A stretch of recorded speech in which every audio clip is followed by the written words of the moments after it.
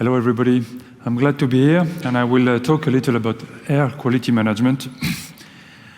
We all know that air quality is poor since we are looking pollution in front of, not only in China. Actually, China has been improving a lot by drastic pollution restricting end of 2017. But there are still a lot of source in the outdoor pollution, the industry, of course, the energy production, especially when it's cold, and the traffic. And all that is in the atmosphere. But maybe it's also a little in the buildings because it's entering the buildings. And as we spend 80% of our time in buildings, we would like to know a little more about air quality in buildings. So I said the pollutants are entering the buildings through the open windows, the open doors, the leaks. There are leaks everywhere, but also the ventilation system. Not every system has got an air treatment. And so we are measuring pollutant coming from outside in the buildings, but there are also indoor pollutants. The most famous is formaldehyde. Formaldehyde is a class 1B carcinogenic product that comes from the carpet, the furniture, everything in the building. We also have a lot of VOCs.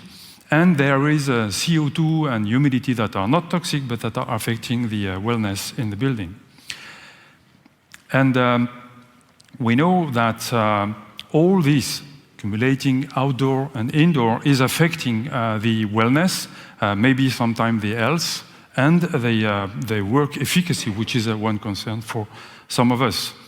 There are new data that were issued last year saying that there are more than 7 million deaths per year worldwide due to air quality. This is not like a car accident. This is a very long-term effect, but this is a long. That is affecting more than $200 billion a year on human health. And less than 5% of the world population is not affected by air pollution.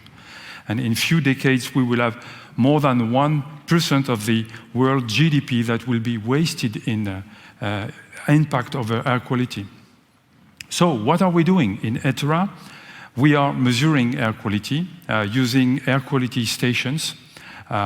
We have proprietary sensor for formaldehyde and trichloramine, and we are using a lot of electronic sensors that are mostly used for monitoring the buildings, the PM 2.5, a lot of chemicals, CO2, VOCs, even radon sometime in some area that is very important. And also to combine this kind of data with human presence, we are measuring noise and light. And because we want to use this data to do something, we are very cautious on what kind of sensor we are choosing because we want accurate data. And the data is coming.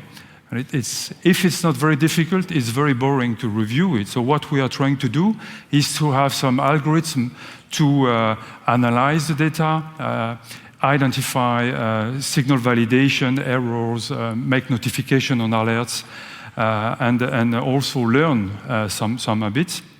We transmit that by a lot of ways, including the low-range IoT.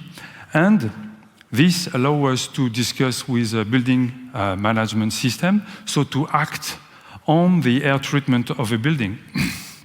So we have been doing some diversification, and we are now working also on purification or ventilation efficacy using our analyticals, but also using some control chambers like the CADR, which is a specific standard to measure purification efficacy.